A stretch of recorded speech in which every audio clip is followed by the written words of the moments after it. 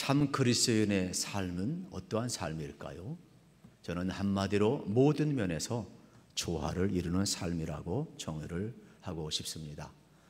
우리 삶에는 균형과 밸런스가 필요합니다. 정말로 우리의 삶에 있어서 균형과 조화가 필요합니다. 우리 몸이 건강하다는 것은 균형을 잡았다는 것입니다. 조화가 이루어졌다는 사실입니다. 밸런스가 맞는다는 말이에요. 그런데 몸이 병들었다, 이것은 균형, 밸런스가 깨졌다는 겁니다. 조화가 깨졌다는 겁니다. 그래서 어떻게 돼요? 우리의 몸에 아픔이 오는 거예요. 이만큼 밸런스가 무너져 버리면, 조화가 깨져 버리면 갈등이 오는 겁니다. 우리 사회가 갈등이 많은 것은 조화가 안 이루어졌다는 거예요. 균형적인 리더십이 없다라는 거예요. 이러한 때 개인이나 사회나 우리 모두가 건강한 여러분 삶을 살고 싶으면 다시 한번 영적인 균형뿐만 아니라 우리의 삶의 균형을 잡을 필요가 있다라는 사실입니다. 우리 삶에는 균형과 여러분 밸런스, 조화가 필요한 겁니다. 이 일은 누가 하느냐? 성령님이 한다라는 거예요. 그래서 성령님이 우리 가운데 오시면 균형을 잡아주는데, 성령님은 하나님의 영이고, 성령님은 인격의 영이고, 성령님은 균형의 영이고, 성령님은 조화를 시키시고, 성령님은 우리의 삶에 여러분 어떻게 해요? 이렇게 다시 한번 회복을 시켜주는 영임을 명확하게 이야기하고 있는 겁니다. 오늘 33절에 보면 이러한 말씀이 나와요. 사도들이 큰 권능으로 주 예수의 부활을 증언하니 무리가 큰 은혜를 받았다 그랬어요. 사도들이 여러분 부활하신 예수 그리스도를 증언할 때 많은 사람들이 영적으로 힘을 얻어서 담대해졌다는 말이에요. 영이 담대해지니까 자신감이 생기는 거예요. 갈 길이 보이는 거예요. 두려움을 이기게 되는 거예요. 내일에 대한 염려를 다 맡겨버리고 승리하게 되는 거예요. 영이 조화를 이루지 아니하면 두려워요. 내일이 두렵고, 오늘이 두렵고, 앞날이 두렵고, 미래가 두렵고. 그러나 예수 그리스도의 부활을 증언할 때, 그들이 은혜 받고 여러분 영의 조화를 이룰 때 그들은 담대했다라는 사실이에요. 오늘도 또 마찬가지입니다. 우리 인생 여러분 영의 눈이 뜨이고 밝아야 미래 두려워하지 않고 더듬거리지 않아요. 우리가 육신의 눈도 여러분 어두워버리면 글자도 안 보이고 가는 길도 어렵고 더듬거려야 돼요. 우리 영적으로도 마찬가지예요. 그래서 여러분들이 영의 조화를 이루고 영의 눈이 뜨이고 밝아야 담력을 가지고 이 세상을 여러분 살아갈 수가 있다라는 사실입니다. 성령이 오시면 앞길이 훤히 보이는 겁니다. 그래서 오늘과 내일과 미래에 대해서도 우리는 담대하게 여러분 자신감을 가지고 살아갈 수가 있는 겁니다. 성령님은 우리 가운데 오셔서 우리를 어떻게 해요? 풍성케 하시는 거예요. 영적으로 자신감을 갖고 믿음 생활하게 하는 거예요. 오늘도 마찬가지예요. 성령님이 영의 조화를 이루니까 교회에 와서 예배할 수가 있는 거예요. 영의 조화가 깨져버리면 여러분 예배하기 쉽지 않아요. 영이 바로 서 있어야 하나님을 알고 하나님 앞에 나와 예배할 수가 있는 거예요. 아브라함은 가는 곳곳마다 예배하여서 하나님 앞에 복을 받고 복의 근원이 되었어요. 그러나 사울은 자기 중심적으로 예배하려다가 하나님 앞에 폐위를 당하고 말았다라는 사실이에요. 그래서 영의 조화는 철저히 하나님 중심적으로 예배에 목숨을 걸고 하나님 앞에 나아갈 수 있도록 우리를 균형 잡게 해주고 있다라는 사실입니다. 오늘 여러분의 삶의 자리에도 여러분 하나님의 영에 함께할 줄로 믿습니다. 그러면 우리가 신앙생활하면서 뭐냐? 아멘도 뭐냐? 영의 조화를 이룬 사람만이 아멘을 할 수가 있어요. 아멘은 옳습니다, 믿습니다, 그렇습니다, 이런 뜻이거든요. 예수님이 아멘이시거든요. 그렇기 때문에 우리가 기도할 때 아멘하고, 말씀 들을 때 아멘하고, 성경 읽을 때 아멘하고, 우리가 아멘하 하나님께 영광을 돌리라고 성경에 기록되어 있는데, 아멘은 오순절 계통의 사람들의 트레이드 마크가 아니에요. 아멘은 내적인 표현이에요. 외적인 표현이에요. 그러나 우리가 속 시원하게 아멘하여서 하나님께 영광 드리는 것이 더 바른 성경적인 신앙임을 여러분 알아야 돼요. 가끔 저쪽 우리 아무개 지역의 사람들이 이 속은 깊은데 이 말로 표현 못해서 불만이 많잖아요. 부인들이 왜 사랑한단 말 못하느냐 이거예요. 왜 뼛속으로만 사랑하느냐 이 말이에요. 좀 사랑한다고 표현하면 좋은데 왜 못하느냐 이 말이에요. 아멘도 똑같아요. 아멘은 내적인 신앙의 고백이고 외적인 신앙의 고백이에요. 해도 되고 안 해도 돼요. 사랑 다 하죠. 뼛속 깊이 사랑하죠. 그러나 사랑한다고 말하면 어디가 덧납니까? 아멘을 하나님께 영광 돌리라 그랬어요. 우리의 삶에 있어서 여러분들이 시원시원하게 여러분 하나님께 영광 돌리기를 축복합니다. 이게 영의 반응이라 이 말이에요. 이게 영의 반응이라. 영의 조화가 이루어질 때 내적인 확신의 위적인 고백으로 터져 나온다. 사랑도 마찬가지예요. 내적 사랑이 외적 사랑으로 고백으로 터져 나오는 거지요. 이게 영의 조화를 이야기하는 말씀이 되겠습니다. 어느 시어머니가 며느리를 데리고 목사님 앞에 왔어요. 결혼한 지 오래됐는데 아직 임신을 못했는데 목사님 기도해 주세요. 얼마나 간절히 기도했겠어요. 그래서 하나님 태문 열어주시고 자녀를 주시길 원합니다. 간절히 축복하는데 며느리는 믿음이 없나 시큰둥하고 말이 없어. 아멘이 없어. 그러니까 더 미안하니까 옆에 시어머니가 아멘 주시옵소서 믿습니다. 할렐루야 아멘 그랬어요. 그런데도 며느리가 눈치가 없는지 믿음이 없는지 따라하지를 않아요. 나중에 기도하고 갔는데 얼마 후에 소식이 왔어요. 임신했다고. 누가 임신했느냐? 시어머니가 임신했다고. 아멘 이렇게 효력이 달라요 여러분. 아멘 하면은 효력이 이렇게 다른 거예요. 누가 책임져줘요? 하나님이 책임져줘요. 신실하신 하나님이 책임져 주는 거예요. 그러니까 여러분들 하나님 말씀 들을 때도 아멘 하시고 앞에서 장로님이나 또 기도할 때도 아멘으로 화답하시기를 축복합니다. 그래서 우리의 내적 이러한 신앙의 확신이 외적 고백으로도 동시에 터져 나오는 것이 균형 잡힌 영성이라 이러한 말씀이 되겠습니다. 그래서 오늘 본문 속에 보게 되면은 믿는 무리가 한 마음 한 뜻이 되었다. 성령의 역사로 믿음이 회복되는 영의 조화가 이루어지고 있는 겁니다. 다음으로 참 그리스도인의 삶은 여러분 몸의 회복이 일어난다라는 사실이에요. 오늘 32절에 보면 한 마음 한 뜻이 되었다 그랬습니다. 몸의 균형을 이야기하는데 여러분 우리가 육체가 건강하려면 영과 조화를 이루어야 돼요. 마음과 조화를 이루어야 돼요. 마음이 평안해야 육체도 건강한 것이지. 여러분 마음은 불편하고 영과 조화를 안 이루었는데 이게 육체가 건강할 수가 없다라는 거예요. 균형이 깨질 수밖에 없는. 그래서 한 마음 한 뜻은 이렇게 영적으로 균형을 잡힐 뿐만 아니라 동시에 그때 우리 마음도 하나가 되어서 여러분 몸의 균형을 건강을 가져올 수 있다라고 이야기를 하고 있는 내용이 되겠습니다. 이러한 본보기를 보여주신 분이 누구냐? 예수님이에요. 그래서 누가복음 2장 55절에 보면 이러한 내용이 나와 있어요. 예수는 시작 예수는 지혜와 키가 자라가며 하나님과 사람에게 더욱 사랑스러워 가시더라. 지혜와 키가 자라갔다 그랬어요. 여러분 하나님이 주신 영성과 육체적으로도 여러분 키가 자라가는 거예요. 그러니까 어떻게 보면은 영성의 조화와 몸의 조화가 동시에 이루어지고 있음을 우리에게 보여주는 내용이 되겠습니다. 그만큼 지성과 육신, 영성과 사이성, 건강을 이루어야 된다라는 말씀입니다. 그런데 어떤 분은 성인 아이가 있어요. 몸은 성인인데 정신이나 말이나 행동은 사랑받지 못하도록 아이 같은 사람이 있어요.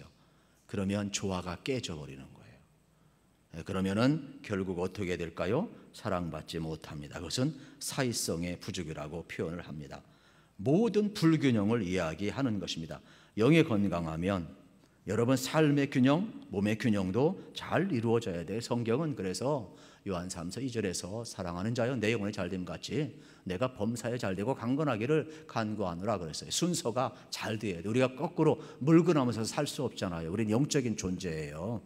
그렇기 때문에 정상적으로 영이 잘 되어야 영이 조화를 이루어야 몸의 조화를 이루고 삶의 조화를 이루어갈 수 있는 순서를 이야기하는 것이 되겠습니다.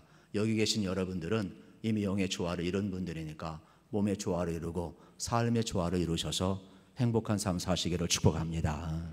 성경은 분명하게 이렇게 영혼이 잘 되고 강건하기를 간구하고 있는 것입니다. 그러면 우리 영이 병들면 육체도 병들죠. 우리 몸을 잘 관리를 해야 돼요. 우리 마음 관리를 잘 해야 돼요. 나쁜 습관이 있으면 몸의 균형이 깨져버립니다. 나쁜 생각이 치고 들어오면 몸의 균형이 깨져버립니다. 나쁜 건 먹어도 여러분 몸의 균형이 깨져버립니다. 예수 믿는다고 하는데 자기 얼굴에 자기 나이만큼 책임을 져야지. 여러분 이런 거 계속 드링크 같은 거 잘못된 거 먹어봐요. 이거 잘못된 냄새 자꾸 피워봐요. 어떻게 되겠어요? 또 약물 같은 거 먹어봐요. 어떻게 몸의 균형이 다 깨져버리는 거죠.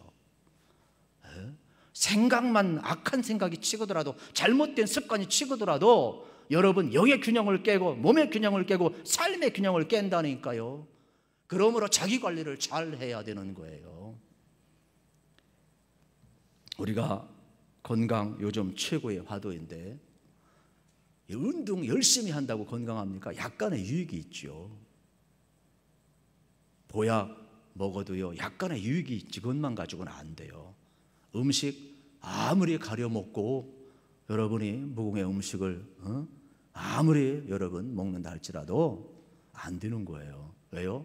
영과 육의 조화가 이루어져서 여러분들의 삶 운동이 도움이 되고 보약이 도움이 되고 음식이 도움이 되고 우리 삶의 균형을 이루어야 되는 것이지 균형이 깨졌는데 아무리 노력해봐요 그게 되겠어요?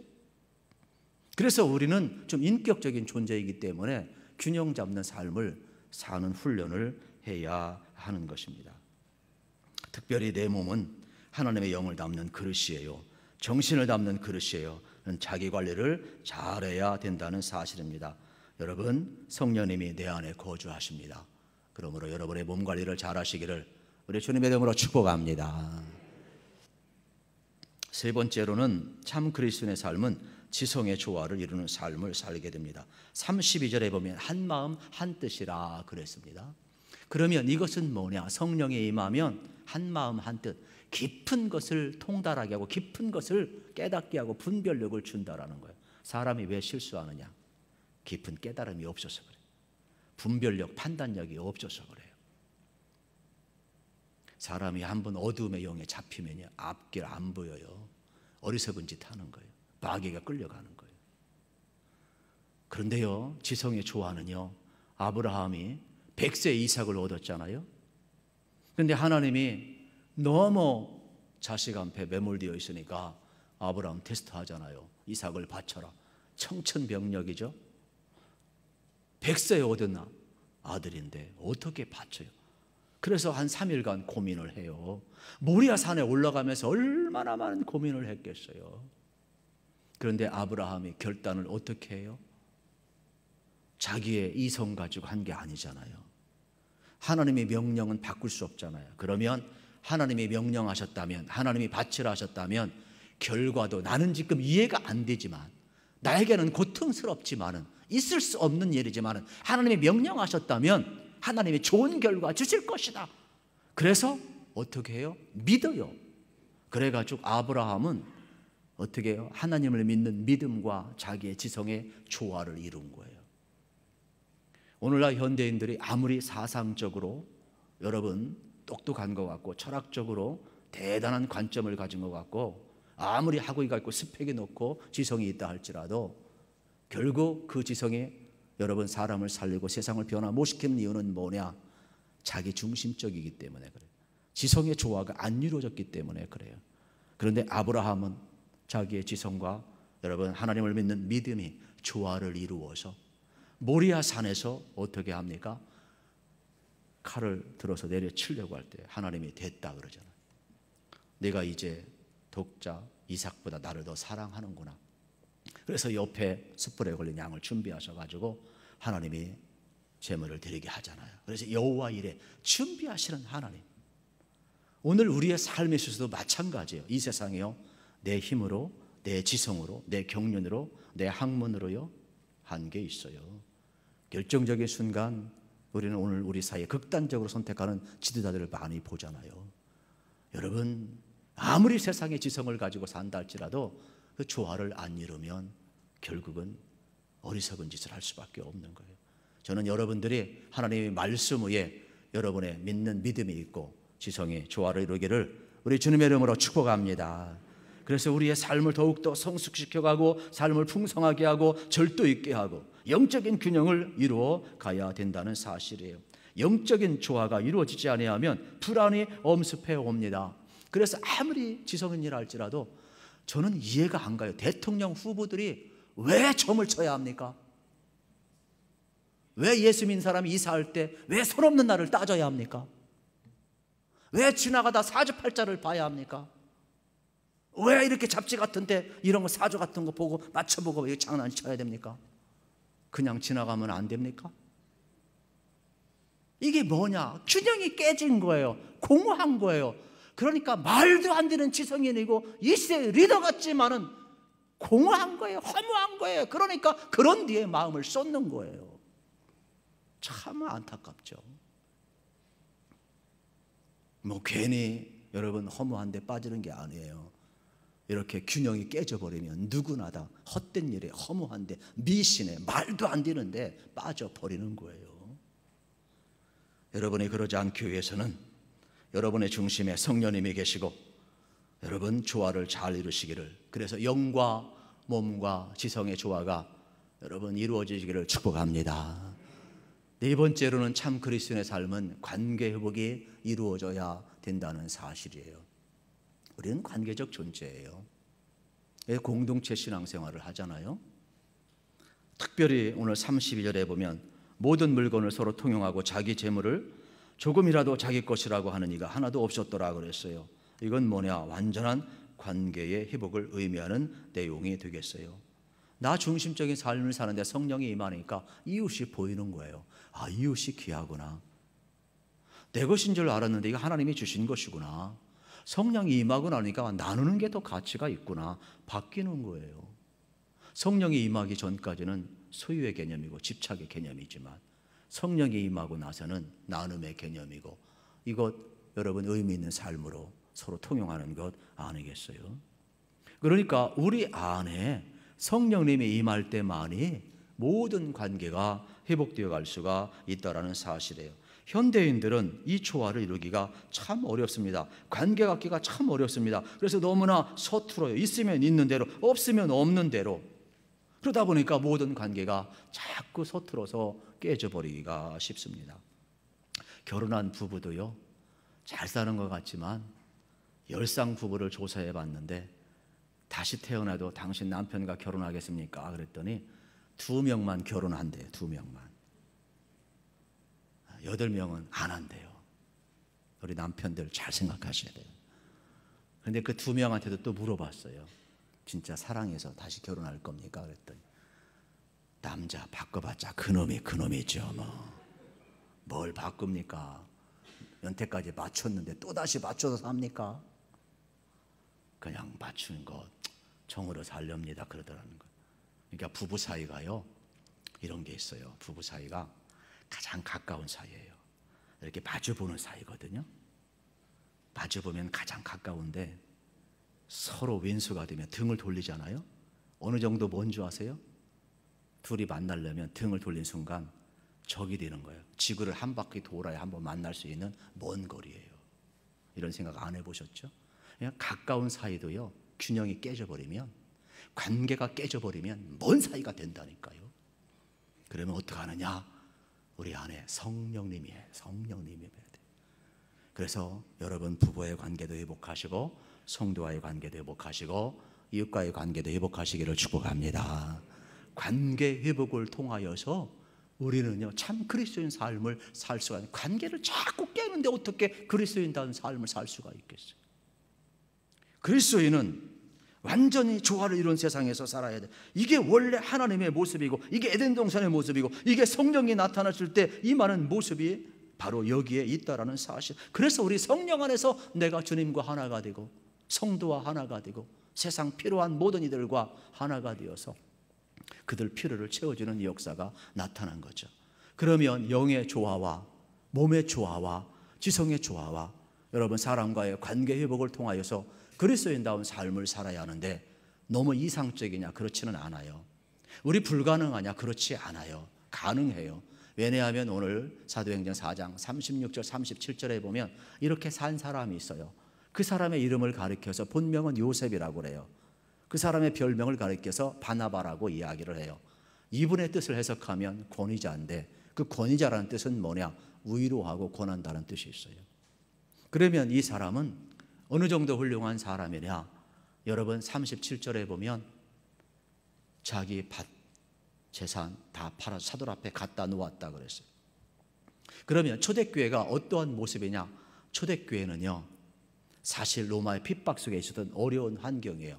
그런데 성령이 임하고 나니까 베드로를 비롯해서 사도들이 복음을 증언할 때 3,000명, 5,000명, 그러면 그 교회는 최소한 8,000명 교회예요. 그런데 그 당시 회심한 자들만 온 것이 아니라 로마 사회는 어떻게 해요? 팍스 로마이기 때문에 힘의 원리거든요. 그러니까 전쟁에 나갈 수 없는 사람은 사회 구성을 해서 배제시켜버려요. 그래서 장애인들, 또 병든 자들, 노약자들, 여인들, 아이들 어떻게 했어요? 전부 다 버려버렸어요. 사회의 주류가 안 돼요. 그리고 전쟁에서 나갔던 여러분 나가서 남자들 죽잖아요. 그러면 과부가 되는 거예요. 그러면 아이들은 고아가 되는 거예요. 그러면 돌보지 않았어요. 사회 구성 자체가 여러분 가난한 사람들, 홀로 사는 사람들, 버려진 아이들, 병든 자들, 장애인들, 연약한 자들, 노예들, 소외된 자들, 가난한 자들, 억눌린 자들이 얼마나 많았는지 몰라요. 그런데 초대교회는 이들의 필요를 채워주기 시작했다라는 거예요. 교회 안에서만 채운 게 아니에요. 히브리파, 헬라파만 채운 게 아니에요. 교회 밖에도 필요한 자들을 채웠다는 것을 우리는 알아야 돼요. 그러므로 성경과 여러분 역사를 공부해 보면 교회는 믿는 자만 베푸는 게 아니에요. 믿지 않는 자까지도 베풀어야 교회인 거예요. 바나바가 그 일을 했어요. 그렇다면 우리도 할 수 있는 거예요. 바나바는 사도행전 1장부터 12장까지는 여러분 예루살렘 교회를 중심으로 예수님의 십자가 베드로가 중심 사역을 감당을 해요. 그런데 13장부터 28장까지는 이방 전도 사역자 사도 바울이 등장을 해요. 사도 바울의 회심을, 사도 바울의 여러분 사도성에 대해서 또 사명에 대해서 아무도 인정하지 아니할 때 그를 인정해주고 보증을 쓴 사람이 누구냐? 바나바예요. 자기에게 주어진 모든 고난을 사람을 살리고 사람을 세우는 데 썼어요. 그리고 베드로와 바울을 연결하는 역할, 다리 역할을 누가 해요? 예수님처럼 바나바가 했어요. 그리고 사울의 허물을 누가 덮어줬어요? 바나바가 덮어줬어요. 과거는 과거고 이 사람 주님 만나고 회심했고 완전히 변화되어서 십자가와 부활의 복음을 가지고 이방 전도를 위하여 하나님이 택한 그릇이고 바울이 증언할 때마다 회심의 역사가 나타났고 하나님께서 함께 하시는 수많은 사인들을 내가 증언하노라. 이가 만난 예수 그리스도 진짜 예수 그리스도다. 그러면서 우리가 믿는 예수 그리스도와 동일하다라는 거예요.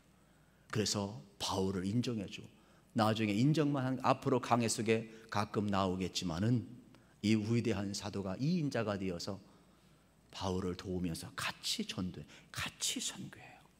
정말로 멋진 그리스도인이에요. 여러분, 우리 교회가 이런 바나바와 같이 참 그리스도인의 삶, 내 것을 내 것으로 여기지 않고 내어주면서도 기쁜 거 다 아십니까? 남을 섬기면서도 기쁜 거 다 아십니까? 베풀면서도 기쁜 거 다 아십니까? 하나님의 나라를 위하여 위대하게 쓰임받는 이러한 바나바, 우리 교회 안에서도 위로자가 되시고 고난하는 자가 되시고 섬기는 자가 되시고 세상의 필요를 채워주는 귀한 삶을 살으셔서 오히려 이 시대에 우리 그리스도인들이 다시 한번 여러분 일어나시고 어려운 시대를 살고 있지만은 초대교인들처럼 참 그리스도인의 모습, 신실한 모습, 사랑과 섬김을 통하여서 세상을 변화시키는 귀한 새로운 역사가 출발점이 저와 여러분을 통해서 일어나기를 우리 주님의 이름으로 축복합니다.